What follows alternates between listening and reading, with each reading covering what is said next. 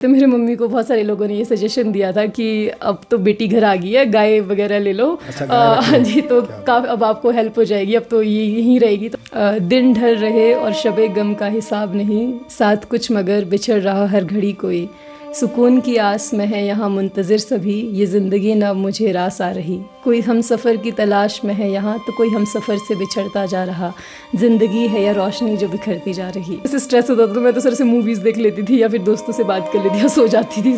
Sir mains की तो मैंने खुद से बिल्कुल भी नहीं करी हुई थी ना तैयारी, तो फिर जब आपका ऑसम बैच था तो सर मैंने यहाँ से शिमला वाले से लगाया था।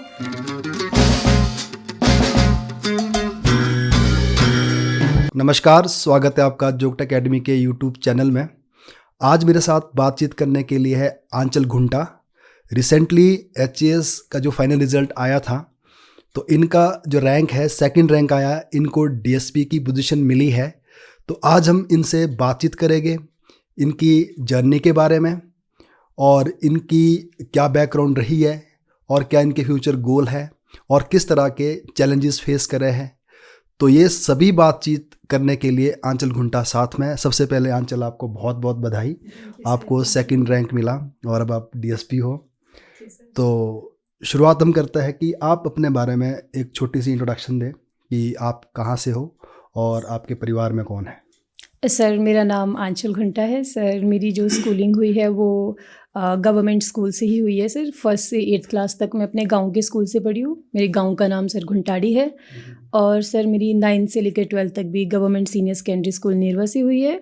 और सर उसके बाद जो मेरी ग्रेजुएशन हुई है वो नॉन यूनिवर्सिटी सोलन से हुई है। और सर मेरी फैमिली में मम्मी पापा भाई और मैं, हम 4 लोग हैं सर। ठीक है, तो जैसे आपने बोला कि आपने गांव के स्कूल से पढ़ाई की है, नेरुआ में पड़ता है घुंटाड़ी गांव, वहीं से आपका नाम घुंटा हो गया आगे। ठीक है, तो 8 तक आप वहाँ पढ़े, है ना। तो ऑब्वियसली आपका फिर मीडियम भी हिंदी हुआ होगा, है ना, क्योंकि गांव के स्कूल में यही होता है। तो थोड़ा सा बताएं उसके बारे में कि वो कैसा टाइम था, है ना। उस टाइम क्या आपके लिए चैलेंजेस थी, क्या आपके लिए पॉजिटिव था उस एनवायरनमेंट में जो आपकी प्राइमरी एजुकेशन थी उसको स्टार्ट करना। सर सबसे पहले तो आई थिंक घर में सभी मम्मी पापा पढ़े लिखे ही है, तो जब गांव के स्कूल में पढ़ के भी वो हमारे को वापस आके पूरा होमवर्क वगैरह ऐसे चेक करते थे कि पढ़ाई करो। दूसरे सर मेरे भाई मुझसे बड़े हैं तो प्रॉपर मेरी तो थोड़ी ही वो क्लास ले लेते थे अगर होमवर्क वगैरह नहीं किया होता था। और सर ऐसे मैंने सर कभी ना ऐसे चैलेंजेस के तौर पे ऐसे देखा नहीं किसी चीज़ को कि अगर मैं गवर्नमेंट स्कूल में पढ़ रही हूँ तो मतलब मैं बाकियों से कम हूँ या फिर मेरे पास ये अपॉर्चुनिटीज़ नहीं है। क्योंकि सर ना वहाँ पर उस वक्त मेरा ऐसे लोगों से मतलब एक्सपोजर हुआ ही नहीं था, ऐसे लोग मिले नहीं थे मुझे कि जो अलग अलग स्कूल में पढ़ रहे थे। गाँव के जितने बच्चे थे हम उसी स्कूल में पढ़ते थे सर, और काफ़ी अच्छा मतलब स्टैंडर्ड था सर उस वक्त गाँव के स्कूल में। इनफैक्ट सर जो हमारे शास्त्री सर थे, मतलब जो हमें हिंदी और संस्कृत पढ़ाते थे, उन सर मैं थोड़ा सा नाम भूल गई, शास्त्री सर ही हम उनको बोलते थे, वो मेरे गांव के ही थे सर। तो मतलब वो जब मैं दूसरे स्कूल भी गई ना तो सब उनकी बहुत तारीफ़ करते थे कि अच्छा आपको उन्होंने पढ़ाया है तभी आप लोगों का लेवल इतना अच्छा है हिंदी और संस्कृत में। तो मतलब सर ना काफ़ी अच्छा था वो। अगर तो फिर कमियां ही निकालनी हो फिर तो बहुत निकाली जा सकती है ना, बट अगर मैं ओवरऑल देखूँ तो सर मेरा काफ़ी अच्छा रहा सर। मेरे को कभी ऐसा फील नहीं हुआ कि मेरे को इस चीज़ की कमी मिल रही है गाँव के स्कूल में भी। बाकी तो सर फिर नज़रिए की बात होती है कि आप ये देखें कि गाँव के स्कूल में है ये नहीं है, इंग्लिश मीडियम नहीं है, या फिर आपके वो एक्टिविटीज़ नहीं है, क्योंकि सर एक्टिविटीज़ फिर गाँव के स्कूल में अलग लेवल की होती है ना फिर कि नेचुरल सर की जैसा। फिर काफ़ी था सर पढ़ाई वाला माहौल ना, जिस टाइम पे मैं स्कूल में पढ़ी उस वक्त काफ़ी अच्छा था सर पढ़ाई का स्टैंडर्ड उधर। तो इससे पहले आप एलाइड में सेलेक्ट हुए थे, ठीक है, वहाँ भी आपका अच्छा रैंक आया था। तो अभी जब HAS का रिजल्ट आया तो आपकी फैमिली का क्या उस टाइम रिएक्शन था। ऑब्वियसली आप तो थे नहीं घर पे ना, आप जैसे आप भी बता रहे थे आप सोलन में ट्रेनिंग में अपनी।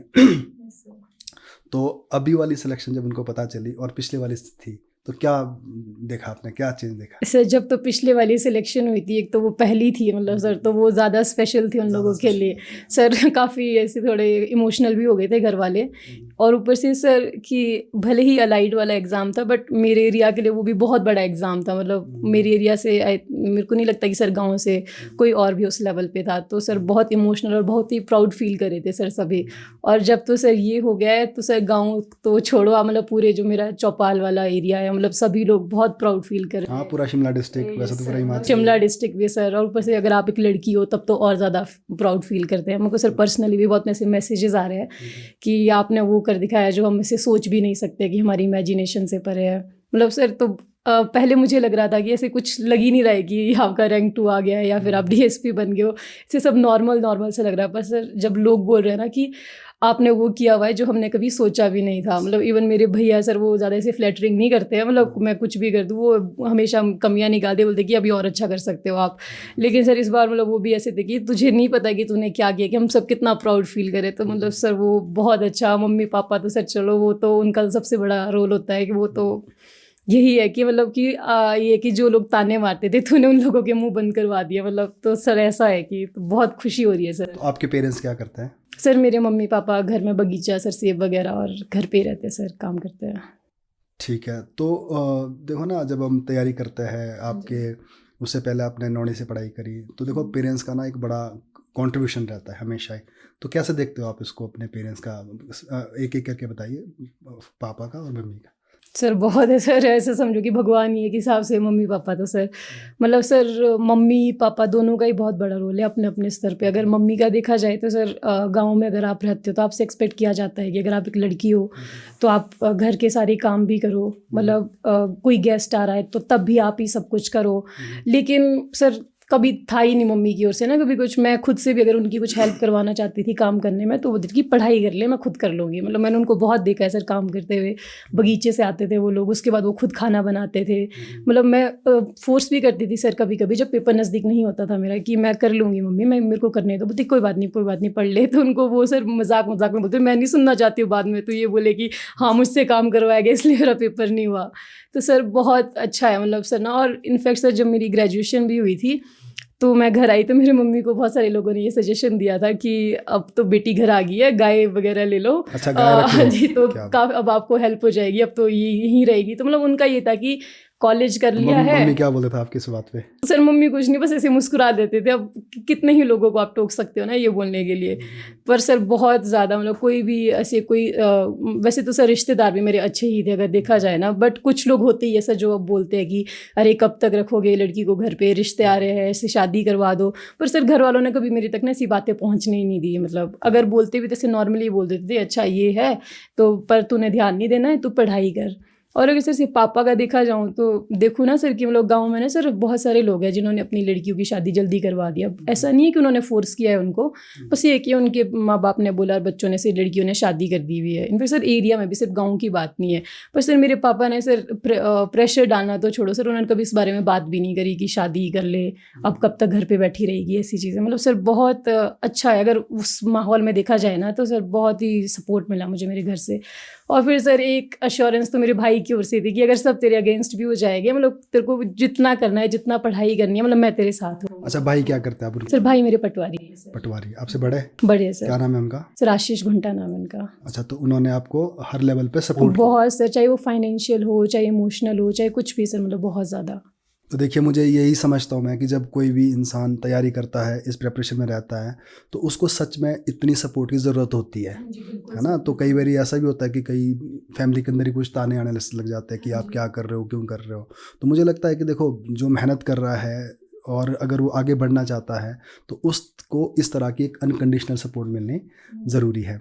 अच्छा, देखो जैसे अभी आपने बताया कि आपके गाँव में मतलब पहली लड़की हो आप जो इस पोजीशन पे पहुंची हो, है ना। और बहुत सारी लड़कियों की मैरिज भी हो चुकी है। अगर शायद उनको भी कुछ अपॉर्चुनिटी मिलती तो शायद वो भी कुछ कर पाते।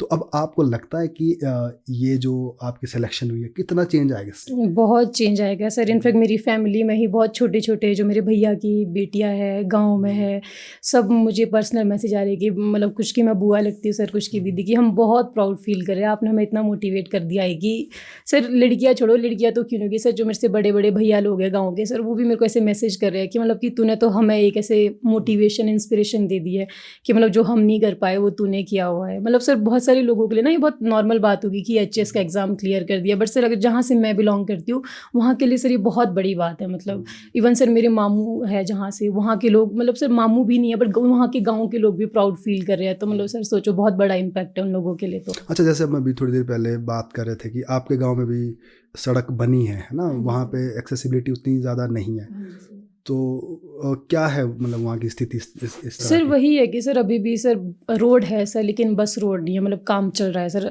लग रहा है कि बहुत जल्दी बन जाएगी। पर सर अगर अभी देखें तो हम लोग तो फिर भी सर हमारे पास सहूलियत है कि गाड़ी में जाते हैं, पर अगर हम पेरेंट्स के टाइम की बात देखें तो सर उन लोगों ने वो छोटी छोटी चीज़ें, राशन, सिलेंडर, वो अपनी पीठ पे उठा के लेके आए हुए हैं सर वहाँ पर ना। तो काफ़ी अंडर डेवलप्ड है सर, बल्कि नेरवा से ना ज़्यादा दूर भी नहीं है हमारा घर जो है ना सर, गाँव। मतलब वैसे तो है सर कि गाड़ियाँ है सबके पास जाती है, लेकिन फिर वही है ना कि सर अगर एक नॉर्मल इंसान के लिए देखा जाए तो वो उसको किराया देना पड़ता है 50-60 रुपये। वहीं अगर बस होगी तो डेफिनेटली वो किराया उनका 20 का रुपये ही होगा। देखो आंचल, तो मैं ये समझता हूँ, देखो जो आपने सच में मुकाम हासिल किया है, ये ना एक सोसाइटी के लिए कंट्रीब्यूशन भी है ना।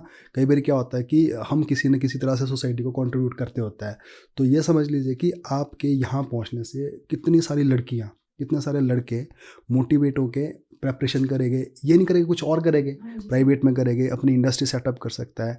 तो यहाँ से ये मैसेज पहुँचता है कि कुछ भी किया जा सकता है ना। इससे कोई मैटर नहीं करता आपकी पढ़ाई कहाँ हुई है, आपके पेरेंट्स की भी, वो भी फार्मर है, तो इससे कुछ मैटर नहीं करता और डिफरेंस क्रिएट किया जा सकता है।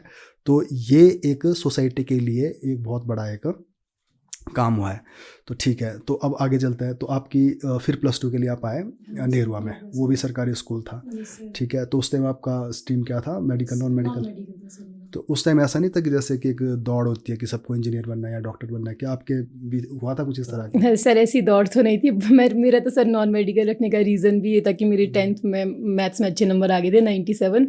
तो फिर मुझे लगा कि मैं भी मैथ्स अच्छा है तो मैथ्स रख देते। ऐसे कुछ ज़्यादा सर अवेयरनेस नहीं थी, और भाई ने भी नॉन मेडिकल रखा था, तो फिर वो हम जनरली करते आइडियलाइज अपने भाई बहनों को, तो सर मैंने नॉन मेडिकल इसीलिए रखा था सर, बाकी कुछ इंजीनियरिंग का नहीं था सर। अच्छा, फिर नौणी के लिए कैसे, क्या सोचा था पहले कि नहीं सर, कैसे पहुंचे? मैं वही ना गाँव से पढ़े थे, इतनी अवेयरनेस भी नहीं होती है। बट मेरे सर पापा जो है थोड़े वो है थोड़े एक्टिव ना, उनको पता था कि ऐसे एग्ज़ाम होता है सर। मेरे मामू वगैरह भी काफ़ी एक्टिव है, तो उन्होंने भी बताया था कि एग्ज़ाम होता है इधर, आप इसको फॉर्म फिल कर दो, फिर एग्ज़ाम देने आना होगा। तो सर लकीली हो गया सर, उसमें मेरे को नॉर्मल सीट मिल गई। तो फिर वही था कि सर अगर तो सेल्फ फाइनेंस सीट होती तो घर वाले अफोर्ड भी नहीं कर पाते इतना, लेकिन नॉर्मल सीट मिल गई थी सर, तो फिर घर वालों ने भी भेज दिया। ऑल्दो उनके लिए सर ये अमाउंट भी बहुत बड़ा था कि अगर देखा जाए कि नॉर्मल सीट का भी, पर था कि सर कब गए थे आप वहाँ पे? सर 2017 में। 17, तो पास आउट हुआ आप 21 में पास आउट हुए। अच्छा, एक बात मैं यहाँ ये भी शेयर करना चाहता हूँ कि मैंने देखा है कि जो नौणी के जो बच्चे होते हैं, हमारे साथ बहुत सारे बच्चे जुड़े हुए हैं, तो उनके बड़े अच्छे रिजल्ट आते हैं, पढ़ने वाले होते हैं। और इस साल तो देखो कितनी खुशी की बात है कि जो रैंक 1 है और आप रैंक 2 दोनों नौणी से है। तो मुझे लगता है कि नौणी यूनिवर्सिटी के लिए एक बहुत बड़ी प्राउड मोमेंट है ये। अभी तक रिजल्ट आते रहे, बट ऐसा पहली बार ही दिखा है कि जो रैंक 1 रैंक 2 है दोनों नौणी से, शायद आपकी सीनियर थी, ठीक है। तो आप थोड़ा सा ये बताएं कि वहाँ क्या एनवायरनमेंट है, मतलब बच्चे करते क्या वहाँ पे? सर वैसे अगर मैं अपना पर्सनल देखूँ तो जब मैं भी स्कूल में थी तो मैंने भी कभी नहीं सोचा था कि मैं HAS, UPSC या फिर कोई ऐसे फॉरेस्ट सर्विसेज की तैयारी करूँगी। पर जब मैं वहाँ गई तो सर वहाँ ना बहुत अलग अलग जगह से लोग आते हैं पढ़ने, डिफरेंट स्टेट से, डिफरेंट डिस्ट्रिक्ट से। तो सर वहाँ पर जब आप ऐसे लोगों से मिलते हो कि जो ऑलरेडी अच्छी जगह से पढ़ के आए होते हैं, और आप उनसे सुनते हो कि उन्होंने क्या करना है, तो फिर एक वो आ जाता है नेचुरली कि यार ये लोग सोच रहे तो हम भी तो कर ही सकते हैं, कि सेम जगह में पढ़ रहे हैं, सेम टाइप के मार्क्स आ रहे हैं यहाँ पर, तो डेफिनेटली हम भी कर सकते हैं। तो सर एक तो वो सोच मेरी वहाँ पर जाके थोड़ी ज़्यादा खुल गई थी कि मैं कर सकती हूँ ऐसी चीज़ें भी। दूसरा सर हमारा माहौल काफ़ी अच्छा है नौनी में ना, पढ़ाई का इतना प्रेशर नहीं होता है सर बच्चों पे, खासतौर पे BSc में। सर मास्टर्स में तो चलो रिसर्च वगैरह का होता है, बट सर BSc में ये था कि अगर आप लिमिटेड टाइम दे रहे हो अपने ग्रेजुएशन के सब्जेक्ट्स के लिए, उसके अलावा आप सर इन्जॉय भी काफ़ी कर पाते हो। काफ़ी बड़ा कैंपस है सर, आप बहुत सारी एक्टिविटीज़ कर सकते हो, और इसके अलावा भी अगर सर कोई पढ़ना चाहे तो बहुत अच्छी लाइब्रेरी है सर उधर। नॉनी में। तो सर ये है कि अगर कोई बैलेंस करता है ना सर उधर जाके, तो वो ये है कि उसको नॉनी के बाद भी पढ़ाई करने की ज़्यादा ज़रूरत नहीं है सर। मैंने तो सर थोड़ी इन्जॉय किया था ज़्यादा कॉलेज में, तो ये है कि सर मतलब अगर मैं, मेरे से रिग्रेट नहीं है कि मैं उस वक्त कर लेती, क्योंकि सर जो इन्जॉय वहाँ पर किया ना, अब वो लगता है कि शायद तैयारी के टाइम जो छूट गया हुआ था तो चलो वहाँ पूरा कर लिया हुआ है। तो सर मतलब काफ़ी अच्छा है कि अगर किसी को तैयारी करनी है, मतलब सर अलग अलग सोच के लोग मिल जाते हैं, नॉर्थ ईस्टर्न्स होते हैं, उनसे आपकी इंटरेक्शन होती है, कुछ अलग कंट्रीज़ के भी होते हैं सर, तो फिर काफ़ी आइडिया मिल जाता है सर, सोच खुल जाती है। मेन ये है कि जो जिस चीज़ के लिए आपने पहले सोचा होगा कि आप ये नहीं कर सकते हो, वो ऑटोमेटिकली सर खुद ही गायब हो जाते हैं। तो इस तैयारी के बारे में कब सोचा आपने? सर सोच तो सर वैसे ग्रेजुएशन में जब मैं गई थी तो मेरा था कि मास्टर्स नहीं करनी है सर, कि फॉरेस्ट सर्विसेज ACF RO वगैरह के आते हैं तो इसका करूँगी। लेकिन सर जब 3rd ईयर तक आते आते कोविड वगैरह हो गया था, तो फिर मुझे फिर ये भी पता लग गया था कि ये एग्ज़ाम इतने जल्दी नहीं आते हैं RO के। इनफैक्ट RO का तो बड़ा लेट सर 4-5 साल बाद आता है, और ACF का भी। तो फिर मुझे लगा कि सर, फिर मैंने सिलेबस चेक किया कि क्या क्या है, जब कोविड लगा हुआ था सर, कि फिर मुझे लगा कि ACF HAS इनका सब सेम ही है सर ऑलमोस्ट सिलेबस ना। तो सर मैंने सबसे पहले फिर सोचा कि कुछ पढ़ लेते हैं सर, क्योंकि कोविड में 3-4 महीने तो सर नेटफ्लिक्स में ही चले गए थे कि फिर बोर हो गए थे, कुछ बचा भी नहीं था देखने को। तो सर फिर उसके बाद सोचा कि करती हूँ कुछ पढ़ाई, क्योंकि अब मास्टर्स भी नहीं करनी है तो फिर पढ़ाई ही करनी है, तो फिर थोड़ा फ्रेमवर्क तैयार करती हूँ। तो सर मैंने देखा था कि फिर प्रीवियस ईयर क्वेश्चंस देखे, फिर लगा कि इतना भी मुश्किल नहीं है कि ना हो जाए, ना हो पाए मतलब। तो सर फिर वो ये कि सबसे पहले HP पढ़ी थी उस दौरान सर, और बाकी ऐसे यूट्यूब से ही मतलब कुछ भी ऐसे रैंडम वीडियो सर, ज्योग्राफी कभी पॉलिटी, बट मेनली सर ना मैंने HP पढ़ी हुई थी उस दौरान, तो काफ़ी कवर कर दी थी। ऑल्दो कुछ कुछ चीज़ें समझ भी नहीं आई होगी, बस ऐसे था कि पढ़ ली है सर। तो अच्छे से तैयारी तो सर मैंने जब ग्रेजुएशन हुई 22 के बाद ही की सर। ठीक है, उसके बाद कैसे फिर? सर उसके बाद पहले तो सर मैं 22-23 मतलब 1 के बाद मतलब ऐसे सर खुद से ही पढ़ रही थी। तो सर ऐसा नहीं कि नहीं पढ़ा था सर, बहुत पढ़ा था, पर ये था कि ग्रंथ इकट्ठे कर दिए थे सर, वो सिलेक्टिवली तैयारी नहीं हो पा रही थी। फिर सर 24 में ये हुआ कि मेरे बहुत सारे फ्रेंड्स यहाँ से कोचिंग ले रहे थे सर, मतलब एक मेरा बेस्ट फ्रेंड है जो यहाँ से कोचिंग ले रहा था, तो सर उसने मेरे को काफ़ी ज़्यादा ऐसे थोड़ा उस चीज़ में ना मदद की कि कैसे सिलेक्टिवली पढ़ सकते हैं। उसने अपने नोट्स भी इन्फॉर्मेशन शेयर किए थे ना, तो सर फिर मेरे को ये था कि मेरे को ये आपकी अकेडमी वाले नोट्स भी मिल गए हुए थे, तो फिर मैंने अपने वाले नोट से थोड़ा ऐसे मैच करके कि मैं कहाँ सही डायरेक्शन में जा रही हूँ और कहाँ नहीं, तो फिर था सर जो मुझे लगा कि मैंने अननेसेसरी कर दिया हुआ, तो मैंने सर पहले ही ऐसे साइड कर दिया। फिर सर मैंने वो फोकस के साथ ना 24 में अच्छे से किया कि इस बात था कि सब पढ़ूंगी बट सर सिलेक्टिवली पढ़ूंगी। 24 में मैंने सर पूरा ही सिलेबस फिर कवर कर दिया था, मतलब मेरे पास अभिनव सर के भी नोट्स थे सर, रौनक सर के भी थे, संजय सर के भी थे। तो फिर सर मेरे को सच में काफ़ी ज़्यादा हेल्प मिली जो मेरे को मेरी फ्रेंड ने दिए थे। तो सर वो था कि फिर मैंने ना वो सिलेक्टिवली पढ़ना शुरू किया। पहले सर 22-23 में ना, एक तो मैं बाकी एग्ज़ाम्स भी देती थी, बैंक के भी दे रही हूँ, IB वगैरह के भी दे रही हूँ सर, सारे ही सेंट्रल गवर्नमेंट के। फिर 24 में सर मैंने थोड़ा सिलेक्टिवली पढ़ना शुरू करा कि HAS है तो अभी HAS ही करना है। तो आई थिंक सर जब एक प्रॉपर तरीके से किया ना मैंने कि अब एक ही पेपर पे फोकस करना है, और दूसरे है कि अब मेरे पास प्रॉपर नोट्स भी है, मुझे वो कॉन्फिडेंस भी आ गया था कि ऑल्दो मैंने कोचिंग नहीं ली है लेकिन अब मेरे पास कोचिंग इंस्टीट्यूट्स वाले नोट्स है सर। तो फिर वो ऑटोमेटिकली सर कॉन्फिडेंस बढ़ जाता है कि अब तो आपने सब पढ़ लिया है, सब कवर भी कर लिया है। मैंने सर टेस्ट सीरीज़ भी ली हुई थी आप लोगों की, तो फिर वो भी सर मैंने पूरे टेस्ट सॉल्व किए थे, फर्स्ट जो मेरा हुआ था 24 में। तो सर आई थिंक यही था कि मतलब कि जो पहले बहुत तरीके से मैं अलग अलग यूट्यूब से भी पढ़ रही हूँ। हाँ जी, स्ट्रक्चर्ड हो गई थी सर। ठीक है, तो अभी इस तैयारी का बेनिफिट आपको डायरेक्टली मिला एलाइड में, तो एलाइड में आपकी सिलेक्शन हो गई। तो एलाइड में सिलेक्शन होने के बाद ऑब्वियसली आपका कॉन्फिडेंस भी बढ़ गया। तो कैसे आपको देखते हो कि एलाइड की तैयारी में और एलाइड की सिलेक्शन में आपको कैसे हेल्प किया इधर? वैसे तो सर मैं ऑलरेडी ऐसी ही हूँ कि मैं ज़्यादा स्ट्रेस नहीं लेती हूँ जब भी कुछ से पढ़ाई कर रही होती हूँ, हुआ ठीक है, नहीं हुआ तो भी ठीक है। बट सर अलाइड के बाद एक वो आ गई थी कि जॉब श्योरिटी की, जॉब है अब अपने पास ना, तो ये था कि हुआ पेपर ठीक है, नहीं हुआ तो भी कोई नहीं। मतलब जैसे कुछ लोग होते हैं सर वो बहुत ज़्यादा स्ट्रेस ले लेते हैं कि हमने पूरी इतने साले लगा दिए इस पर, इस बार नहीं हुआ। तो मेरे को लगता है कि सर ये चीज़ नहीं करनी चाहिए, और ना ही मैंने की। और अलाइड के एग्जाम के बाद ऐसा क्यों होता है? देखो इस तैयारी में बड़ा मतलब लाजमी सा है कि स्ट्रेस आना ही आना है, तो क्या मंत्र है आपके पास, बताओ सर ऐसा मंत्र तो नहीं है मेरे को। जब ऐसे स्ट्रेस होता था तो मैं तो सर से मूवीज देख लेती थी या फिर दोस्तों से बात कर लेती या सो जाती थी सर। फिर ये 3 चीज़ें सो गए सर, फिर कल का कल देखेंगे।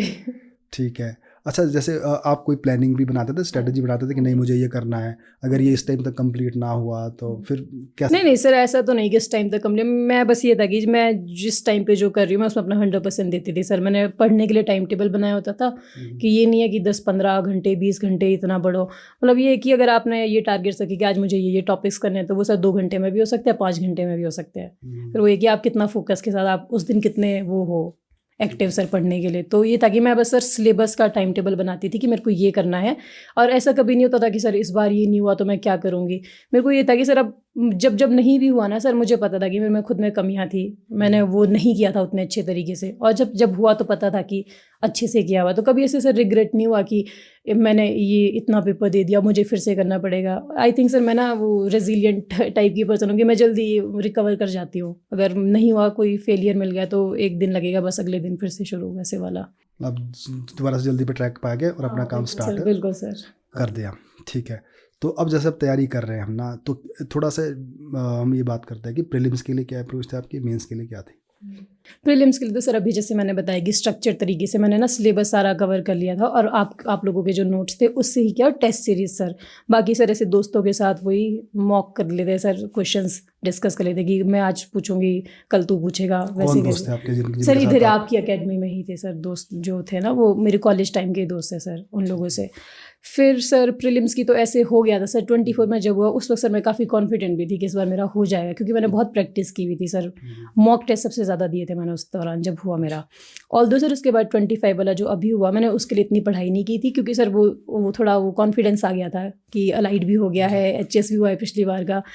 तो सर इस बार कम प्रैक्टिस की थी, एक ही मॉक दिया हुआ था, लेकिन सर थी मतलब पहले की प्रैक्टिस बहुत ज़्यादा थी। तो वो बोलते हैं ना कि सर जो आपने पहले मेहनत की होती है वो ज़रूरी नहीं कि उस वक्त मिले आपको, वो बाद में मिल जाती है। और सर तो यही था प्रीलिम्स के लिए, तो जितने ज़्यादा मॉक दिए और पूरा सिलेबस कवर किया, और एंड में पेपर से पहले सर सिलेक्टिवली जो मोस्ट इंपॉर्टेंट है वो पढ़ा, और सर प्रीवियस ईयर जो पेपर होते हैं उनका एनालाइज करके। पहले मेरे को लगता था, बहुत सारे लोग बोलते थे कि कैसे एनालाइज करते हैं कैसे करते हैं, मेरे को बोलते थे क्या करते हो गया एनालिसिस में ये लोग, कितना जब यूट्यूब पे देखते थे ना। तो फिर सर उसमें ये जैसे करंट अफेयर्स है, मैंने उसमें ना थीम आइडेंटिफाई कर ली थी कि अगर इससे आ रहे हैं, और फिर वो होता भी है सर ना कि रिपीटेड होती है कि अगर साइंस एंड टेक के आ रहे हैं क्वेश्चन तो आपको करना ही पड़ेगा साइंस एंड टेक। आपको 1-2 अपॉइंटमेंट सर वो फालतू की नहीं पूछते अपॉइंटमेंट्स, वो मोस्ट इंपॉर्टेंट होती है सर, तो वही पढ़ के जाओ।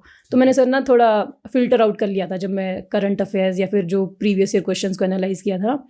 ये भी था कि नंबर ऑफ क्वेश्चंस कितने आ रहे हैं, HP से कितने आ रहे हैं। जैसे सर पॉलिटी मेरे को ऐसा लगता है कि काफ़ी ईजी क्वेश्चंस आते हैं, अगर आपने लक्ष्मीकांत पढ़ ली है और आपकी एक अंडरस्टैंडिंग होगी है तो सर मैं पॉलिटी को सबसे पहले करती थी, क्योंकि मुझे पता अगर 10 क्वेश्चन आ गए तो मैं 10 के 10 भी सही कर सकती हूँ।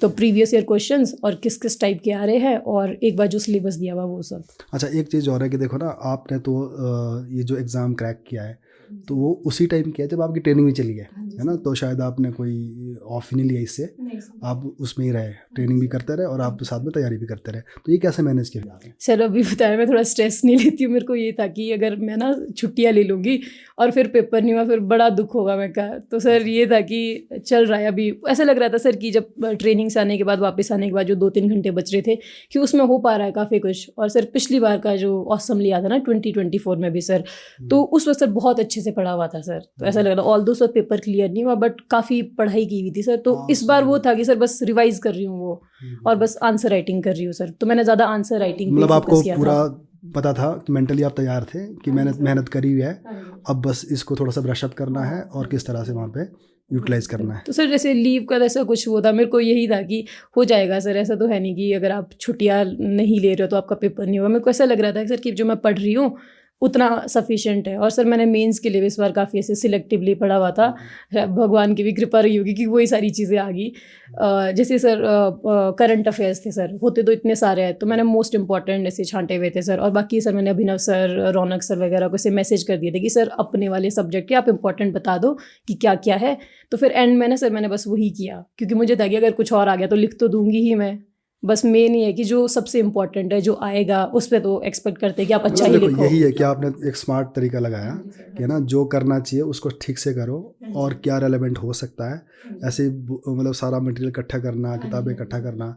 देखो मैंने भी ये देखा है कि जिन लोगों की सच में सिलेक्शन होती है तो इतने स्मार्ट वो हो जाते हैं। तो मैं ना जो स्टूडेंट्स तैयारी कर रहे हैं मैं उनको भी ये बताना चाहता हूँ, आपके माध्यम से ज़्यादा बात स्ट्रॉन्ग पहुँचेगी, क्योंकि बहुत सारे बच्चे ना हमको ये बोलते हैं कि हमें ये नोट्स भी चाहिए, वो नोट्स भी चाहिए, है ना। कई बार तो मैंने ये भी देखा है कि स्टूडेंट्स नोट्स कंपेरिजन करने में लगे रहते हैं, किताबें कोई लक्ष्मीकांत कोई नहीं पढ़ेगा तो डी वासु पढ़ रहा है। तो मैं तो आपको बड़े सच्चे मन से यही बोलूँगा कि कुछ नहीं है, अगर आपकी स्ट्रेटजी सही है और जो आपके पास रिसोर्सेज है उनके ऊपर आप रिलाय करते हो तो वो बेस्ट तरीका है। और अल्टीमेटली आपको रिटेन करनी है चीज़ें, परफॉर्म करना है और स्ट्रक्चर्ड वे से लिखना है ना। तो यही मैंने देखा है, जैसे जितने भी बच्चे निकलते हैं तो उनके यही सीखता हूँ मैं। तो आगे जो आने वाले बच्चे उनको भी यही बोलूँगा।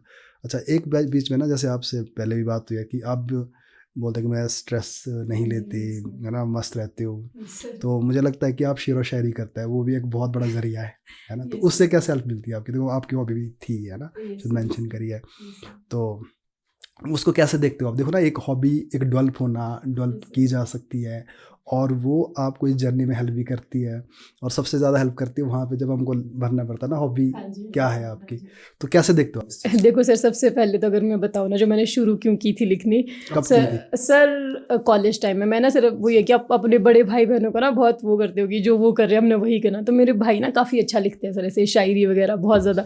तो पहला तो सर ये था कि ये लिख रहे हैं तो मैं भी करूँगी, करते हैं ना सर हम कॉपी अपने जो बड़े भाई बहन होते हैं एक उनको। बार थोड़ा सा मैं रोकता हूँ, मैं ना आपके भाई के भी पॉडकास्ट करूँगा क्योंकि आप बड़े इंस्पायर्ड हो उनसे ना, आपके हर लेवल। क्या नाम है उनका? सर आशीष घुंटा नाम है सर। ये सर, तो पहले तो सर इससे मैंने लिखना। फिर दूसरा सर ये था कि जब थोड़ा वो आ जाता है, वो थोड़ा एक टाइम पे आप हो जाता है कि जब आपका पेपर नहीं हो रहा है तो ऑल दो स्ट्रेस तो आता ही है सर एक टाइम पे, पर ये पेपर टाइम नहीं रिलीज करने के अपने तरीके ढूंढ फिर लिए। सर उस टाइम पे मैंने ये था कि मुझे जो फील हो रहा होता था सर कि मैं ना उतने पहले लोगों को ना बता नहीं पाती थी, जो मेरे दोस्त भी उन लोगों को। पहले मैं सर ना खुद से कोशिश करती थी कि मैं लिख लूँ थोड़ा उसको पोइटिक फॉर्म में या फिर शायरी के फॉर्म में। तो सर जब वो, और मैंने 3-4 बार किया तो मुझे लगा कि मैं काफ़ी अच्छा फील कर रही हूँ सर। तो फिर मेरे को ये था कि और जब मैं दूसरे इंसान से बात भी कर रही हूँ कि मेरा मूड क्यों ख़राब है या फिर क्या है, तो सर मैं ज़्यादा अच्छे से एक्सप्रेस कर पा रही थी। तो फिर मेरे को लगा कि शायद ये अच्छी चीज़ है, ये तो करते रहनी चाहिए। तो सर ये फिर मैं तब से लेके कर ही रही हूँ सर। तो आई थिंक ये भी एक रीज़न है कि मैं ज़्यादा स्ट्रेस नहीं लेती हूँ सर। तो कोई अपनी बेस्ट सुनाओ कोई, अगर आपको लगे जिसमें आपको लगता है कि ये ना बड़ा अच्छा, मेरे लिए भी अच्छा है। और सर एक तो ना मैंने सारी वो थोड़ी प्यार मोहब्बत वाली शायरी लिखी हुई है, वो भी प्यार मोहब्बत में आपको कुछ ऐसा तो नहीं नहीं लिखनी पड़ गई? नहीं सर, ऐसा तो नहीं था। चलो फिर प्यार मोहब्बत वाली सुनाओ, इससे सर बड़ी काइंड ऑफ क्या प्यार बात है? मोहब्बत की भी नहीं है सर, वैसे नॉर्मली है सर। एक ये सर मैंने ऐसे सुनाई भी थी पहले। दिन ढल रहे और शबे गम का हिसाब नहीं, साथ कुछ मगर बिछड़ रहा हर घड़ी कोई, सुकून की आस में है यहाँ मुंतज़िर सभी, ये ज़िंदगी ना मुझे रास आ रही, कोई हम सफ़र की तलाश में है यहाँ तो कोई हम सफ़र से बिछड़ता जा रहा, ज़िंदगी है या रोशनी जो बिखरती जा रही। क्या बात है, क्या बात है।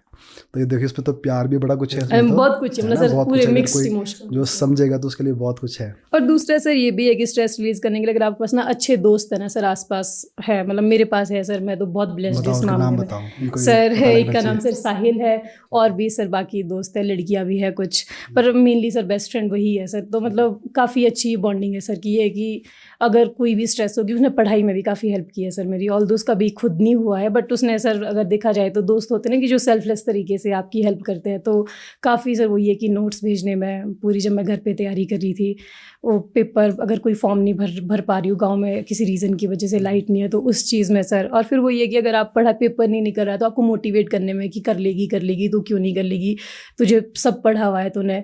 तो फिर सर ये होता है कि अगर अच्छे दोस्त हो ज़िंदगी में, घूमना फिरना मस्ती भी, घूमना फिरना तो नहीं हो पाता था, घर पे ही थी क्योंकि। तो ये था कि सर बात हो पाती थी सर, तो ये था कि ऐसा नहीं था कि आप तैयारी में अकेले हो सर। तो देखो यही बात है कि आपको एक कंप्लीट, आपके पास एक इकोसिस्टम होना चाहिए, है ना। अच्छा फैमिली सपोर्ट, आपकी खुद की अच्छी मेंटल एक स्ट्रेंथ होनी चाहिए, अच्छा दोस्त होने चाहिए, सोशलाइजेशन अच्छी होनी चाहिए, कोई ना कोई आपकी हॉबी ज़रूर होनी चाहिए। तो देखो ना, इस हमारी सोसाइटी में ना एक बड़ा वो बना हुआ है, एक परसेप्शन है कि जो लोग तैयारी करते हैं वो तो बड़े ही सीरियस होते हैं, वो कुछ नहीं करते, है ना, उनको तो बल्कि मैंने ये भी देखा है कि जैसे हमारे कुछ मॉक इंटरव्यू डले हुए हैं उसमें कमेंट्स भी आ रहे हैं नीचे कि कैसा माहौल है, मतलब ऐसा लगता है कि जो सिविल सर्विसेज तैयारी कर रहा है कि उसको तो बड़ा ही सीरियस होना चाहिए, उनको तो बस पढ़ते रहना चाहिए, उनके लिए कोई हंसी मजाक ये वो, तो क्या है सच्ची नहीं बात सर, है? पता नहीं सर, मुझे भी बहुत सारे लोग ऐसा बोलते हैं कि अब तो आप सिलेक्ट हो गए, अब तो थोड़ा आपको कम बोलना चाहिए या फिर ये थोड़ा वो सोच समझ के। पर मुझे लगता है कि सर वो अगर आप ऑफिशियल जगह में हो तो आप थोड़ा सीरियस रहो, कहीं किसी से मीटिंग तैयारी से पहले भी जब तैयारी किया नहीं ना, सर, मुझे तो लगता है कि फिर तो सर आप वो स्ट्रेस में जाना आपका हाँ, फिर फिर वो जरूरी थोड़ी फिर ऑटोमेटिकली है कि तैयारी आप क्यों स्ट्रेस करनी। में ही जाओगे। पर मुझे लगता है सर बैलेंस्ड होना चाहिए सर सब कुछ, थोड़ा चिल माहौल तो रहना चाहिए सर, हाँ, तभी और क्या, ना। लाइफ यही थोड़ी नहीं है, पढ़ाई ही है। ठीक है, अच्छा अब चलो फिर मेंस की तरफ बात करते हैं। तो मेंस की कैसी अप्रोच रही आपकी? सर मेंस की तो मैंने खुद से बिल्कुल भी नहीं करी हुई थी ना तैयारी, तो फिर जब आपका ऑसम बैच था तो सर मैंने यहाँ से शिमला वाले से लगाया था, तो सर सब ने बहुत हेल्प की थी सर, अभिनव सर, संजय सर, रौनक सर, देश दीपक सर, जितने भी है सर सभी ने काफ़ी हेल्प की हुई थी सर आंसर राइटिंग में। तो मेरे को उस वक्त ये था कि सर लिखना भी नहीं आता था, मैंने ऐसे कभी आंसर लिखे भी नहीं थे सर, तो फिर यहाँ पर आगे सर वगैरह ने बहुत हेल्प की हुई थी सर, इम्प्रूव किया, एक एक क्वेश्चन को मेरे से 5-5 बार लिखवाया गया था। तो फिर सर ये था कि मुझे कि और फिर कॉन्फिडेंस भी आ गया था, बोला था कि नहीं नहीं आप जल्दी इंप्रूव कर रहे हो, अच्छा लिख रहे हो। तो फिर टेस्ट सीरीज़ दी सर यहाँ पर, मतलब सिलेबस पूरा करके, फिर वो भी लिखा सर जो पढ़ा भी नहीं था, फिर जब उस पर भी आपको अप्रिसिएशन मिलती है कि आपने अच्छा लिखा है तो ऑटोमेटिकली कॉन्फिडेंस बढ़ता है सर। तो उस दौरान सर मैंने बहुत टेस्ट सीरीज़ लिखी, ऑल्दो मेरा पेपर नहीं हुआ, मेरा हिंदी भी नहीं हुआ था सर पिछली बार, और मेरे 395 ही मार्क्स बने थे।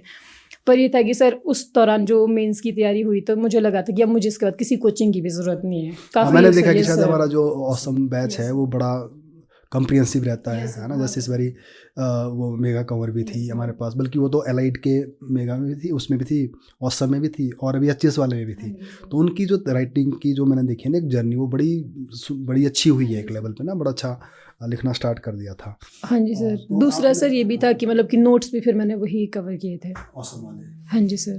और दूसरा सर ये भी था कि जो मेंस के लिए आंसर राइटिंग के अलावा से कंटेंट की बात करें तो सर एक तो 3 महीने का टाइम आपको सारा ही मिलता है, तो फिर मेरा ये नहीं था कि मेरे को खुद से ये भी करना, तो जो नोट्स थे ऑसम वाले मैंने बस वही पढ़े हुए थे सर। बस इस बार के लिए सर जो बात है मैंने बस उसमें एडिशन किए थे सर, करंट अफेयर खुद से करके कि जो करंट क्या ऐड हो सकता है, बाकी टॉपिक सर वही जो ऑसम वाले नोट्स में दिए हुए थे सर।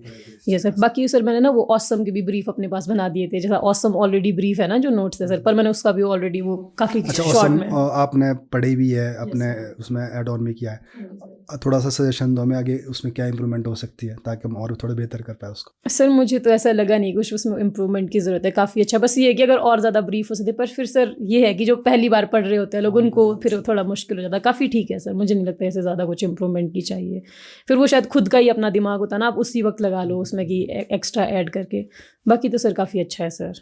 अच्छा ठीक है, और अब आते हैं ऑप्शनल सब्जेक्ट के ऊपर। तो ऑप्शनल आपका फॉरेस्ट्री है, तो आप बताओ कि ऑप्शनल किस बेस पर सेलेक्ट करना चाहिए और कैसे आपने तैयारी की? अगर किसी को फॉरेस्ट्री लेना है तो उसको कहाँ से स्टार्ट करना चाहिए, क्या क्या बेसिक सोर्स रहता है, जो भी आप बाकी और बताना सर चाहते मेरा तो पहले ऑप्शनल चूज़ करने का रीज़न यही था कि मेरी ग्रेजुएशन हुई थी फॉरेस्ट्री में, तो मुझे लगा कि नया सब्जेक्ट के पीछे भागने से अच्छा तो अपना पढ़ लो। ऑल्दो मैंने सुना भी था कि फॉरेस्ट्री में नंबर नहीं मिलते हैं, पर सर मेरा यही था कि अगर आप अच्छा लिख रहे हो तो आपको नंबर क्यों नहीं मिलेंगे, जो पूछा गया आपने वो टू द पॉइंट लिखा है तो आपको नंबर डेफिनेटली मिलेंगे।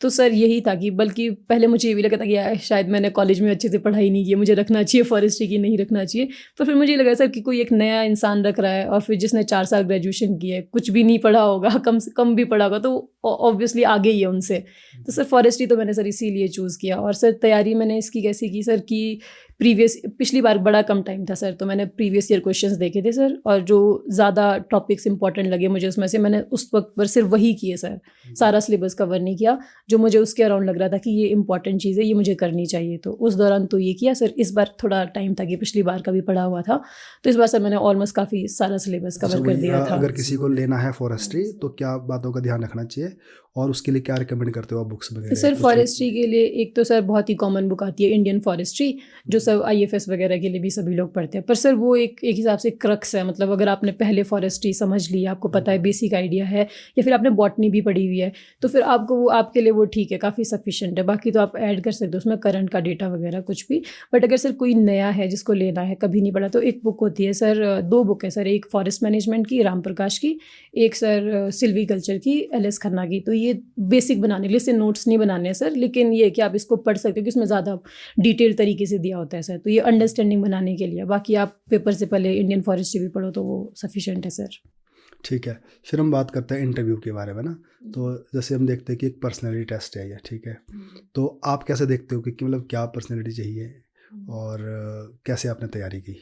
सर मैंने इंटरव्यू की तैयारी तो वही जो आप लोगों के मॉक वगैरह दिए थे, और सर बाकी थोड़ा यहाँ सर वगैरह से, अपने फैमिली मेम्बर से पूछा था कि आपको मेरे में क्या वीकनेसेस लगती है। मैंने दोस्तों से भी पूछा क्योंकि सर जो लोग आपको जेन्युइनली रिव्यूज़ देते हैं तो मुझे लगता है कि उन्हीं से पूछना चाहिए। फिर बाकी सर रूममेट वगैरह, कुसुम जी भी मेरे रूममेट थे, तो उन्होंने पहले डिफेंस की तैयारी करी हुई है, तो उन्होंने भी सर काफ़ी बताई चीज़ें थी कि जैसे ये नहीं बोलना होता है, ये बोलना होता है, पॉस्चर ऐसा रखना होता है, थोड़ा मोटिवेट करने में सर। और दोस्तों से सर यही पूछा था कि जेन्युइनली बताएगी मेरे में क्या वीकनेसेस है कि अगर मुझे इंटरव्यू में जाना है, तो उन्होंने बताई, तो सर मैंने उसको ठीक किया। और क्या स्ट्रेंथ्स है ये भी सर खुद को नहीं पता होती है मैं, तो दोस्तों ने जो बताई सर, फिर मैंने सोचा कि आई थिंक है सर ये। फिर घर वालों से बताई, भाई से पूछा सर, यही था कि मेन रोल तो यही था कि आई थिंक पर्सनैलिटी डेवलपमेंट का ही होता है, नॉलेज तो बड़ी कम चेक करते हैं आपके इंटरव्यू में। तो मैंने सर ये सारी चीज़ें ना बहुत अच्छे से सोच विचार किया था सर इसके ऊपर अपने बारे में ना। अगर कोई पूछेगा तो मैं ये सोचने ना बैठूं कि मतलब कि मेरे में क्या है। जैसे पूछा भी गया था कि आपकी स्ट्रेंथ्स क्या है, तो मतलब मुझे लगा था कि अगर सर आप ये तरीके से तैयार करके जाओ, मतलब आप अपने बारे में बैठ के थोड़ा सोचना सर, मुझे लगता है कि सबसे ज़रूरी तो ये है इंटरव्यू के लिए, क्योंकि नॉलेज तो सर आपकी प्री मेन सब में अच्छा, जब आप देखी होती है। इंटरव्यू फेस कर रहे थे ना, तो उस टाइम मुझे ऐसा बताओ कि कौन सा क्वेश्चन ऐसा लगा आपको जो जिसमें आप बड़े कंफर्टेबल, अच्छा लगा आपसे बात करके, आपको बात करके उनसे, और कहाँ पे ऐसा लगा आपको थोड़ा सा नर्वसनेस हुई होगी या थोड़ा सा इरिटेशन हुई होगी? सर ऐसे नर्वसनेस वाला तो कहीं हुआ ही नहीं था, क्योंकि सर मैं ऐसे सोचती नहीं ज़्यादा कि अगर नहीं आया तो नो सर बोल दो। अदरवाइज सर जहाँ कंफर्टेबल सर जो मुझसे सिचुएशन बेस्ड क्वेश्चंस पूछे थे, क्योंकि मुझे वहाँ ये नहीं था कि ये मुझे आता नहीं है, वो बस मेरा ओपिनियन जानना चाह रहे थे, तो सर मैं उस टाइप के क्वेश्चंस कोई में सवाल कैसा कोई? सर यही कि मेरे एरिया की क्या प्रॉब्लम्स है सर, तो फिर वो सब बता सकते हैं सर कि मेरे एरिया की क्या प्रॉब्लम है। फिर वो ये कि सब सॉल्यूशंस भी पूछे थे उन्होंने कि क्या दोगे आप, तो उससे सबके अपने यूनिक होते हैं सर। तो आई थिंक मुझे लगता है कि वो वही जानने की कोशिश करना चाहते हैं कि आप किस लेवल का सोचते हो और कहाँ तक सोचते हो। सर इस टाइप के सर क्वेश्चंस पूछे थे। करप्शन के ऊपर पूछे गए थे कि करप्शन कम करने के लिए क्या करोगे आप, अगर आप हो तो डेवलपमेंट के लिए क्या करोगे। मतलब सिचुएशन बेस्ड है सर प्योरली ना, नॉलेज बेस्ड भी थे बट बड़े कम थे। नॉलेज बेस्ड में तो सर वही था कि जो हम IR की चीज़ें पढ़ते हैं, इंडिया की फॉरेन पॉलिसी, यही चीज़ें सर। अच्छा, जैसे जब हम इंटरव्यू से पहले, जब आप हमारे साथ मॉक कर रहे होते हो, जब आप तैयारी कर रहे होते हो, उस टाइम जो हम सोचते हैं और जब अंदर बैठते हैं, तो क्या डिफरेंस दिखता है दोनों में? सर फिर मुझे तो सर ऑलमोस्ट सेम ही लगा, क्योंकि जो मैंने जुगटा वाला इंटरव्यू दिया था सर, वो काफ़ी ऐसा नॉर्मल माहौल लग रहा था सर। मुझे ऐसा लग रहा था कि आप स्ट्रेस नहीं फील कर रहे हो, तो इंसान ना से ज़्यादा अच्छे से कम्युनिकेट कर पाता है अगर स्ट्रेस भरा माहौल ना हो। अदरवाइज़ आधी चीज़ें तो सर लोग ऐसे ही भूल जाते हैं अगर स्ट्रेस भरा माहौल हो। तो सर फाइनल इंटरव्यू में भी वो अच्छा ही माहौल रखते हैं सर, आपको कंफर्टेबल फील करवाते हैं ताकि आप अच्छे से आंसर्स दे पाओ और कम्युनिकेट कर पाओ। ऐसा नहीं होता कि आपको बहुत डरा के रखे सर कि ये क्या, बस ये है कि आपको थोड़ा कन्फ्यूज़ करने की कोशिश करते हैं क्वेश्चंस के थ्रू या फिर जो वो करते हैं चीज़ें, एक्टिविटीज़ वगैरह उनके थ्रू। अदरवाइज सर वैसा नॉर्मल ही माहौल होता है सर। आपकी वो थिंकिंग चेक कर रहे होते कि आप कैसा सोच रहे हो, आप कैसा सोचते हो और क्या सोल्यूशन है आपके पास, क्या प्रॉब्लम कैसे देखते हो। ठीक है, तो अब जैसे बात करते हैं हम ना कि जैसे करंट अफेयर्स है और नोट्स मेकिंग है ना, तो बच्चों की ये भी बड़ी कन्फ्यूज़न रहती है कि नोट्स बनाने चाहिए, करंट अफेयर्स को कैसे पढ़ना चाहिए, तो उस पर क्या कैसे रहा आपका? सर करंट अफेयर के लिए तो सबसे पहले तो सिलेक्टिवली पढ़ना चाहिए सर। मैंने जब पढ़ना शुरू किया था तो मैं भी बहुत कुछ पढ़ लेती थी, फिर सर एक टाइम के बाद मैंने थोड़ा खुद को रेस्ट्रिक्ट किया। इंडियन एक्सप्रेस पढ़ा सर मैंने, उससे जो मुझे लगा, मेरे पास सर वो सब्सक्रिप्शन वाली जो ऐप होती है वो थी, तो उससे पढ़ा सर मैंने। उसमें काफ़ी थोड़ा शॉर्ट फॉर्म में आ जाता है न्यूज़ वगैरह। और बाकी सर क्वेश्चन सॉल्व प्रैक्टिस करो कि, और फिर करंट अफेयर जब पढ़ रहे हो तो अपना एक होता है कि आप नॉर्मल अंडरस्टैंडिंग ले पढ़ो कि क्या चल रहा है देश दुनिया में, एक होता है कि पेपर के पॉइंट ऑफ व्यू से पढ़ रहे हो। तो वो सर मैंने जैसे प्रीवियस ईयर क्वेश्चंस जो मुझे लग रहा था कि इस थीम में आ रहे, तो मैं उनके ऊपर ज़्यादा फोकस करती थी, अदरवाइज मैं बाकी स्किप कर देती थी सर। और नोट्स पहले सर मैंने बनाए, लेकिन सर मैं बाद में उनको कभी रिवाइज़ भी नहीं कर पाई। तो फिर सर यही है कि एंड में मैं वही, कोई भी मैराथन चल रहा है, जोगटा का चल रहा है, किसी और इंस्टीट्यूट का चल रहा है, कुछ भी चल रहा है, तो एंड में सर पेपर से पहले मैं वहाँ से रिवाइज़ कर देती थी, क्योंकि और थोड़ा बहुत जो मुझे लगता था कि बहुत ही इंपॉर्टेंट, जैसे कॉप की मीटिंग हो गई है, SCO की समिट कहाँ हुई है, तो ये चीज़ें मैं लिख देती थी क्योंकि ये मोस्ट एक्सपेक्टेड होती है कि आपसे पूछी जाएगी। फिर बाकी ऐसे अपॉइंटमेंट्स वगैरह ये सारी चीज़ें सर मैं नोट डाउन नहीं करती थी, अवार्ड्स वगैरह भी कुछ नहीं। तो ये था कि मुझे पता है कि अगर किसी भी इंस्टीट्यूट ने वो अपनी वीडियो डाली है, उन्होंने अवार्ड्स तो कवर किए होते हैं, ऐसी चीज़ें जो मुझे ऐसा लगता था कि आई थिंक ये कुछ एक्स्ट्रा है जो शायद आपको न्यूज़पेपर पढ़ के ही पता लगेगा। कुछ ऐसे एडिटोरियल आ गया सर, उसमें 2-3 आगे कुछ लाइनें ऐसी किसी इंस्टीट्यूट के बारे में लिखा हुआ है कि ये तब इस्टेब्लिश हुआ था, क्योंकि जनरली होता है सर कि हमें लगता है कि पेपर में ये क्या पूछ लिया कि ये इंस्टीट्यूट कब बना था, वो जनरली इसलिए पूछा गया था क्योंकि वो न्यूज़ में रहा होता है सर। तो सर मैं वो चीज़ें नोट डाउन करती थी, बाकी ऐसे करंट अफेयर सब कुछ नहीं, क्योंकि वो सर मैगजीन में भी मिल जाता है और किसी करंट अफेयर की वीडियो में भी हो जाते हैं, पर मैं पढ़ती ज़रूर थी सर उनको। ठीक है, तो अभी आप अच्छा, नोट्स का भी पूछा था सर आपने। नोट्स मेकिंग का सर पहले वही है कि बहुत बनाए थे, फिर बाद में जब दोस्तों के नोट्स मिले तो उनसे ही ऑलमोस्ट कॉपी पेस्ट करके और थोड़ा खुद का करंट वाला एडिशन डालकर प्रीवियस ईयर का उसमें ऐड ऑन करके सर बनानी चाहिए सर। आपकी बातों से मुझे बड़ा लगता है कि आपके अंदर एक स्किल तो है कि कैसे दोस्तों से हेल्प लेनी है, कैसे भाई से लेनी है ना। तो ये भी एक बहुत बड़ी स्किल है ये, क्योंकि आने वाले समय में मुझे लगता है कि शायद AI का ज़माना है ना, लोगों में थोड़ा इंडिविजुअलिस्टिक जो अप्रोच है वो ज़्यादा दिख रही है। और मुझे लगता है कि आने वाले टाइम में जो सोशलाइजेशन है, आपकी जो इंटरपर्सनल स्किल है ना, ये सॉफ्ट स्किल है, शायद यही काम करेगी।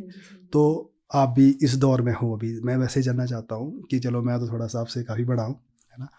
तो अभी जो AI वाला टाइम है, टेक्नोलॉजी वाला टाइम है, तो इसको कैसे देखते हो आप? आगे आने वाली जनरेशन कैसे इसको यूज़ करे अपनी तैयारी में भी और वैसे पर्सनल लेवल पे भी? सर मैंने तो खुद भी काफ़ी हेल्प ली थी, जैसे चैट GPT की। जब आंसर्स को ये है कि मैं 3 जगह पे अपने आंसर्स को चेक करवाती थी, एक चैट GPT से सर, एक दोस्त से सर, और एक इधर इंस्टीट्यूट में सर वगैरह को भेज के, तो मैं तीनों के वो देख के कि किसने क्या रिव्यूज़ दिए, और फिर मैं खुद का मेरा क्या एनालिसिस है उसको। तो सर हेल्प तो मिलती है सर। चैट GPT से मुझे तो सर काफ़ी हेल्प मिली भी थी। कुछ होता ना कि आपको शॉर्ट में चाहिए, जल्दी जल्दी आप नहीं पढ़ पा रहे हो, पेपर का टाइम है, अगर आपको लग रहा है कि ये टॉपिक इतना भी इंपॉर्टेंट नहीं है बट क्या पता आ जाए, तो फिर मैं उसको सर वो ये कि समराइज़ करके दे दे छोटा छोटा क्या है, ताकि एटलीस्ट मेरे पास ब्रीफ आइडिया हो क्या है। तो सर हेल्प तो है सर। तो आगे भी सर यही है कि अगर पढ़ाई के लिए या फिर किसी और चीज़ में स्किल सीखने के लिए यूज़ करना है तो सही है, फिर सर ओवर यूज़ तो सर किसी भी उसका अच्छा नहीं होता है। बाकी ठीक है। अच्छा, चलो अब तो आपकी सिलेक्शन हो ही गई थी, है ना। तो आपके पास तो ऑप्शन बते रहे थे, आप जो फॉरेस्ट वाले जो एग्ज़ाम निकलते उसमें जा सकते हैं, लाइट में आ गए, HCS में आ गया है। तो कभी ऐसा भी आया था मन में ख्याल, अगर ये मान लो सरकारी नौकरी की तरफ कभी बना ही नहीं तो और क्या ऑप्शन था? और सर मैंने ये सोचा था कि मैं कोचिंग इंस्टीट्यूट वगैरह में ज्वाइन करूँगी सर। As a teacher? हाँ, वैसे सर मैं अगर टीचर अच्छी नहीं हूँ, बट मुझे लगा था कि मैं भी क्या बता कि ऐसी तो है नहीं कोई चीज़ की जो आप कभी सीख ना पाओ। बट ये सोचा था, पर सर ये कभी आया नहीं इतना ज़्यादा थॉट ना, ये माइंड में सर लगा था कि था सर खुद में कॉन्फिडेंस की कभी ना कभी कर दूँगी सर। ठीक है। अच्छा, जब आपकी सिलेक्शन हुई आपकी, तो आपको कॉल्स भी बहुत आ रहे होंगे, है ना। तो कुछ ऐसे कॉल्स भी आते हैं आपको कि जो मतलब ऐसा बोल रहे कि नहीं अब हमें भी करना है? बहुत सर, बहुत ज़्यादा सर। कोई लड़कियां बहुत ज़्यादा सर, मतलब मेरी फैमिली की, गांव के सर, दोस्त वगैरह सर, बहुत ज़्यादा सर, स्कूल के, तो बहुत लोग। देखो, मैं आपको यही बोलूँगा कि आपने भी एक रोल मॉडल हो, तो आप अभी बहुत सारे लोगों की सच में लाइफ चेंज कर सकते हो, और डायरेक्टली कर सकते हो और इनडायरेक्टली भी कर सकते हो। तो अभी आप घर तो गए नहीं होगे, तो कैसा लग रहा है आपको? जब घर जाओगे तो क्या सोच रहे हो? सर घर वाले तो वो यही है कि हम कुछ ऐसा सेलिब्रेट करेंगे, पर सर मैं थोड़ा इन चीज़ों में थोड़ा मुझे पसंद नहीं है ऐसे सर ज़्यादा ना, कि ये पर ये कि उन लोगों की खुशी है तो ज़रूर ऐसे कुछ करेंगे करना सर। होगा, क्योंकि देखो ना, जब आप जिस एरिया से आते हैं ना, आपके गांव वाले हैं, रिलेटिव है, मामा, सबको लगता है कि कुछ हो जाना चाहिए। क्योंकि मुझे ऐसा लगता है कि शायद ये जो मौके होते हैं ज़िंदगी में बार बार ही नहीं मिलते, है ना। बहुत सारी चीज़ें मिल जाती है बट ऐसा जो मोमेंट है वो नहीं मिलता। तो मैं तो चाहूँगा कि आप ज़रूर जाएं, खूब सेलिब्रेट करें, है ना। और और अब इसके बाद क्या है आपका टारगेट, कि अब हो गया या अब चलो अब सिर्फ वही है सर, मैं ना सोचती नहीं हूँ कि आगे जो उस वक्त लगा कि अगर मान लो सर अभी मैं आपको बोल रही हूँ कि मैं UPSC की करूँगी, कल को ये पता था कि मैं ना करूँ सर। फिर वो है कि जब एक टाइम पे सर वो क्लिक कर जाता है ना कि अभी करना है, तो मतलब वो उस वक्त हो जाता है सर। अब मे बी अभी मैं नहीं सोच रही हूँ कुछ भी सर, अब मुझे लग रहा है कि काफ़ी जितना सोचा था उससे बहुत ज़्यादा मिल गया है सर, मैं बहुत ही ग्रेटफुल हूँ। तो पर सर ये कि डेफिनेटली अगर कभी मन करा या फिर टाइम मिला, टाइम तो डेफिनेटली मिलेगा सर, पर अभी सर अभी इस टाइम पे नहीं सोच चाहता हूँ कि जैसे फारका सर थे आपके मॉक में भी आए थे, वो हिमाचल प्रदेश जो गवर्नमेंट में वो चीफ सेक्रेटरी रहे हैं, तो उनका मुझे स्पेशली फ़ोन आया जिस दिन रिज़ल्ट आया था, कहते उस लड़के को बोलना वो यूपीएससी की प्रिपरेशन करे, तो यूपीएससी को क्रैक कर सकते हैं, शायद आपको भी उनका फिर सर करना पड़ेगा फिर तो देखो अगर उन्होंने कुछ देखा होगा आप में तो ये बोल रहे हो, तो इसलिए मैं तो चाहूँगा कि ज़रूर तैयारी करें आप आगे। सर अभी तो मैं अभी इस टाइम हाँ, पे चलो, नहीं अभी सोच तो- रही हूँ अभी कि तो ये है कि सर थोड़ा प्रेजेंट को एंजॉय करें और 3-4 बस, महीने बाद सर उसके बाद आप वो कर भी सकते हैं। अच्छा, अब नेक्स्ट एक सवाल मैं हमेशा जो कैंडिडेट सिलेक्ट होते हैं उनसे हमेशा पूछता हूँ कि 3 तरह के बच्चे होते हैं ना। एक होता है कि जिन्होंने भी तैयारी करने के लिए सोचना है, आपके कॉलेज के भी बहुत हो सकते हैं, अब तो इस साल तो मुझे लगता है ज़्यादा हो गए क्योंकि रैंक 1 रैंक 2 वहीं से निकले हैं, जिन्होंने तैयारी करने के बारे में सोचना है अभी, है ना। दूसरे वो है बेचारे जो थोड़े फंस जाते हैं, या उनका प्री में कुछ नंबर से रहता है या मीन्स में रह जाता है ना। कुछ लोग ऐसे भी है कि जो बड़े ही कम मार्जिन से रहते हैं, है ना। तो तीनों के लिए आपका क्या मैसेज है?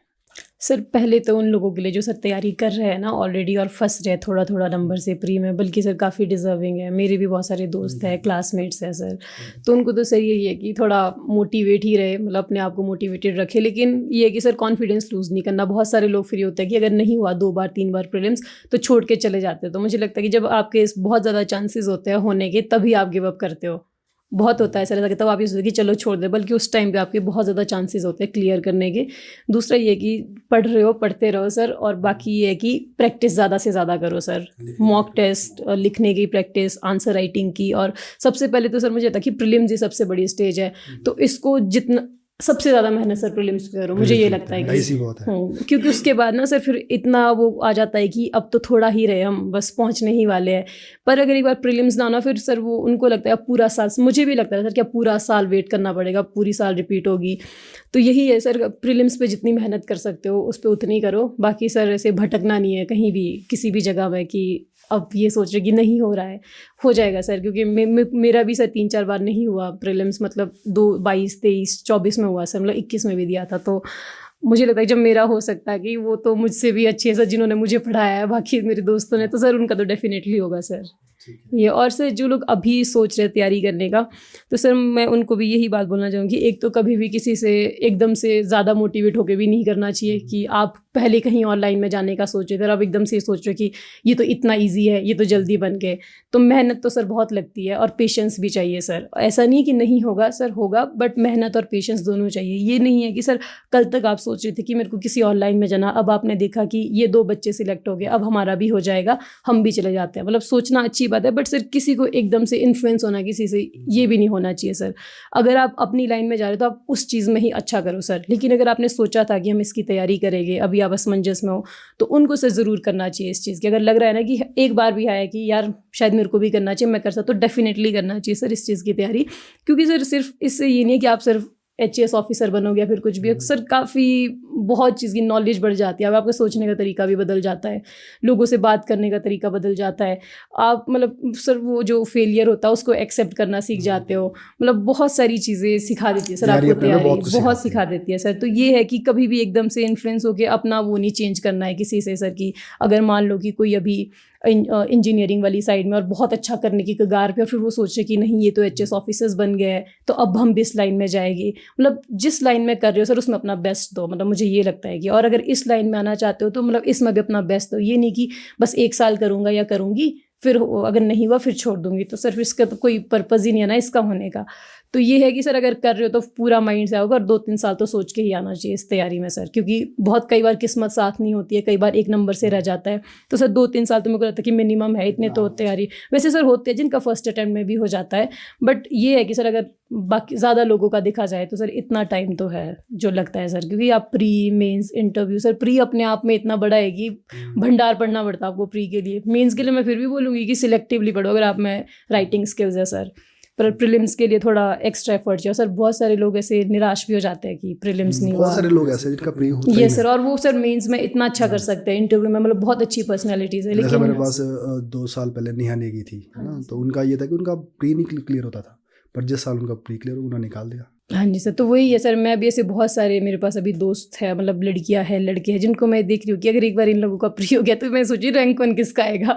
ये तो सर सभी ऐसे इतने बहुत अच्छे हैं पढ़ाई में, मतलब इंटरव्यू के लिए भी अच्छी पर्सनैलिटी है।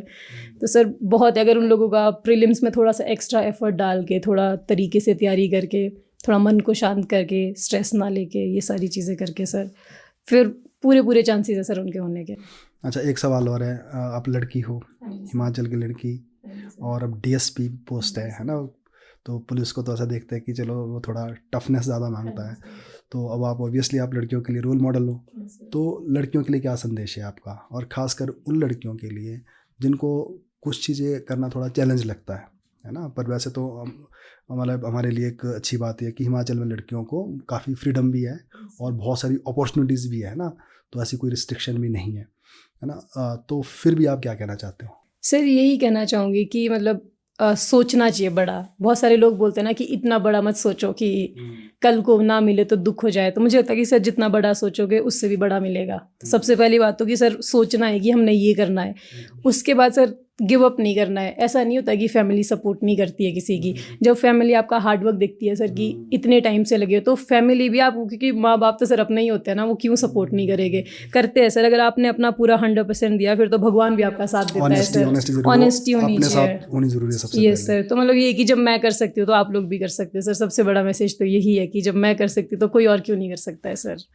मतलब मुझे तो यही लग रहा है कि मैं कर सकती हूँ तो फिर कोई और, मतलब मेरे से भी बहुत अच्छे पढ़ाई में है, मतलब बहुत सारी चीज़ों में, तो सर वो लोग तो क्यों नहीं कर सकते। बस ये है कि थोड़ा सोच बनाने की बात है सर कि कर लेंगे और हो जाएगा। ये ठीक दो है अंचल जी, चीज़ें। बहुत अच्छा लगा आपसे बात करके, तो इसी तरह से आप खुश रहो, स्ट्रेस फ्री रहो, और आपको देख के बहुत सारे लोगों का स्ट्रेस भी कम हुआ होगा कि अब सीख भी गए होगे कि स्ट्रेस से कैसे डील करना है। तो बिंदास रहिए, मस्त रहिए, और बड़ा सोचिए, और हमेशा पॉजिटिव रहे, है ना, जो भाग्य में लिखा होगा वो मिलेगा, और अपनी मेहनत करिए। जैसे गीता में लिखा है कि कर्मों पर आपका अधिकार है, और जो आपके वो है फल है उस पर आपका अधिकार नहीं है, तो कर्म अच्छे से कीजिए और खुश होकर कीजिए, तो बाकी तो सब कुछ चल ही रहा है। तो चलिए, बहुत बहुत शुभकामनाएं आपको। Thank you.